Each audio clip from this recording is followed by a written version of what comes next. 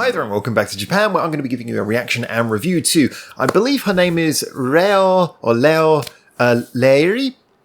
and the song is Answer. First time ever listening to her. Just so you know, as usual, if you want to see the reaction, I've just done the reaction. I'm about to give you the review, and you can watch the reaction by pausing this video, going down into the description and clicking the link that is there, which will open a separate little YouTube player, which you can watch that in.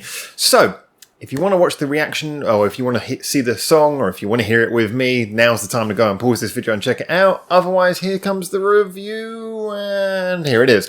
Okay, so this song on many, many levels was one that I really enjoyed. Now, it does follow into a slight category of this sort of type of pop. I was listening to it, and although there were so many things I was really enjoying, I was trying to look at it objectively as well, and I could kind of see that if I were to take my own personal preferences out of it, it does have a sound that could be seen as not 100% original, maybe, in the, okay, yeah, you could compare it to some artists like Ayaka, even some of the more dramatic European pop, you know, talking of some of the stuff that you see in things like Eurovision and stuff like that. Although, obviously, I mean this in the most sober and non-psychotic form that it takes. So, you know, this had a lot of things that, okay, I could see that people could listen to this and see it as being something that we've heard before. And I feel the need to mention that, first of all, because a lot of what I'm going to talk about me liking on this song is not just the songwriting, but also the production. And I wanted to mention that first of all.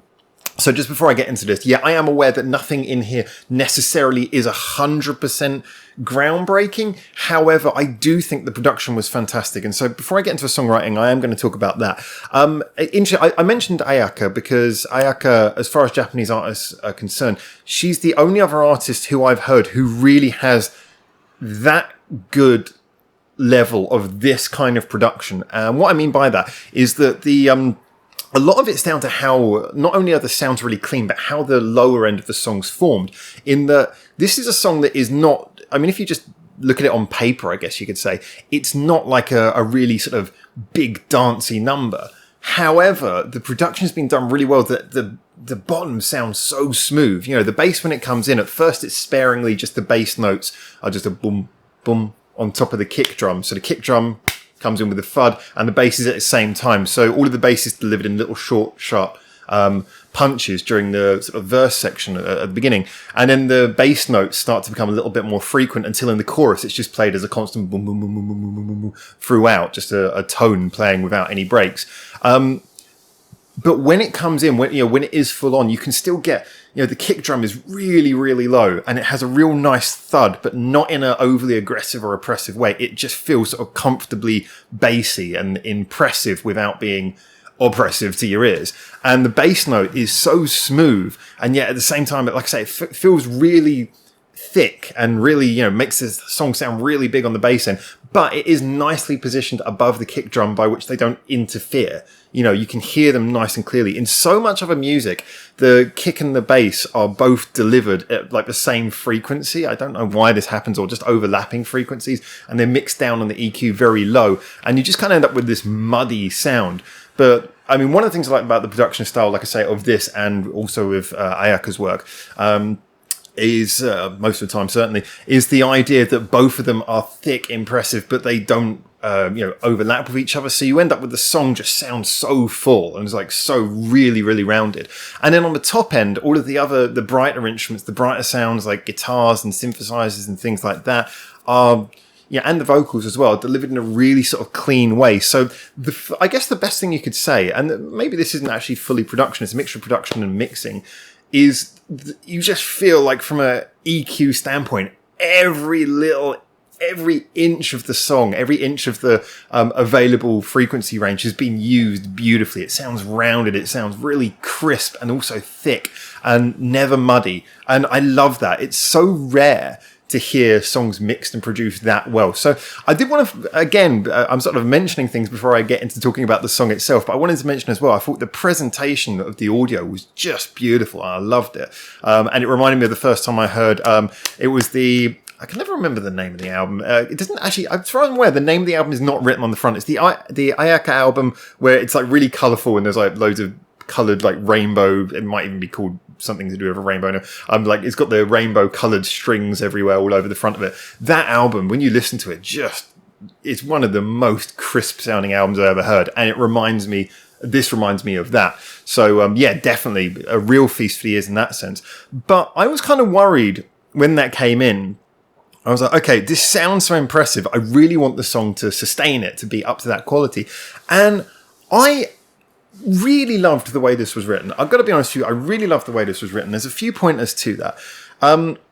It was, you have to look at several things. You look at the rhythm, and you also look at the way the notes are written, the sort of pitches, the harmonies and various things, the way it progresses in that sense. From a rhythm sense, I love the fact that it starts with, like I said, that really funky bit where the bass end is really broken up and everything's kind of done with a real, sort of swingy, it almost gets a little bit towards a sort of hip-hoppy vibe. It's just so bouncy. Production and mixing really help that, obviously, because they give the lower end a little bit more kick and a little bit more space when it needs it. And then you get that pre-chorus where it starts to speed up, and the rhythm's being played with then to increase the tempo, make everything a little bit faster. And then when it goes into the chorus, like I say, everything becomes really full. The bass end thickens out, all of the other sounds come in. You really just have this full-on experience with the sound of it. But the chord pattern then becomes very interesting. A lot of songs that we regard as very catchy tend to have slow-moving chord patterns. They tend to be quite easy to consume. This one, the chord patterns move very fast. It's like 1, 2, 3, 4, building up, up, up, and then it goes down. Like the fifth chord, it goes down to a slightly strange place, an unexpected note, but it really gives a nice twist. Just, I don't want to get too much into the boring side of that, but if you follow the way the chords are written, you write chords, you write the chord progression almost to sound like it's almost like a speech pattern. If you go up and up and up, something sounds positive, but then if you suddenly drop down to an unexpected note, it adds a slightly strange tone to it. And you can think of it almost like telling a story, like playing, watching a movie. If you've got a movie where everything starts really good and everything seems to get better and better, and then something odd happens, then that feeling is the same as the feeling you get in a sort of microcosm if you're listening to a chord pattern that's doing the same thing. So it had that nice twinge to it. I loved the way she wrote that, but at the same time, over the top, it had a really good, I would say, very catchy vocal line. I don't know how much that'll survive the test of time, but I thought it was a really well written vocal melody. I really enjoyed it, and so to me, it was both interesting on a chord pattern, catchy on a vocal pattern. The song had multiple phases that it went through that were complementary to each other, but at the same time different and identifiable, and all served to be very effective on their own. And it was delivered through the, if you like, the audio lens of a amazingly well mixed and well produced song. I love the choice of sounds as well. Just everything was great. Her voice was nice. I mean, again, she's one of those ones who I'll say it before anyone jumps in on this. Don't get me wrong, I'm sure her voice is not like the greatest singer ever. She's not going to be one of those ones who you write home and say, wow, her voice changed my view of singing forever. However, her voice is very good. She sounds expressive and she sings well. So, fantastic for, in the realm of pop, there are, we say there are some rock singers who phone it in by being growly, and there are some pop singers who phone it in by being unoriginal, so bland. So I think that she's a lot better than maybe a lot of other pop singers for her tone of voice. I just, like I said, so many things about this. There was nothing about this disappointing at all. I really enjoyed it. Loved the way it came across. The video was nicely produced as well. It was a little bit weird. Maybe it didn't quite do anything overly interesting, but it was nice enough to produce that it created a nice little visual to go along with the song. Had a little bit of character to it. It was nice to see her seemingly sort of looking like she was having fun and expressing herself at the same time. Glad that she didn't jump at any of those myriad of moments where she seemed to be on precipices. Other than that, though, there's very little that I would say I didn't like about this.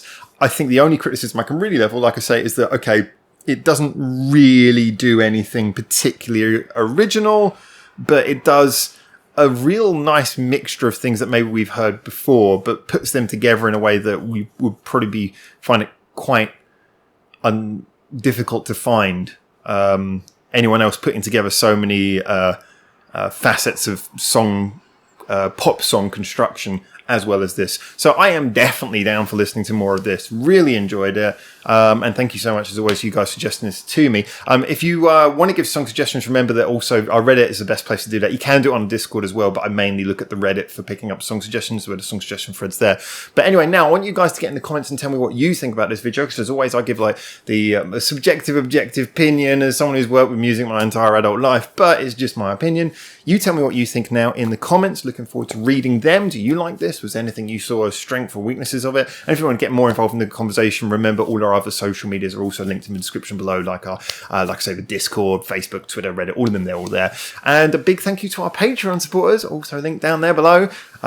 You guys, as always, the ones who keep this show on the road. So a massive thank you to you. And thank you as the viewer for making it through to the end of this video. So until I hopefully see you in Japan soon for the next one, for now, ciao, ciao.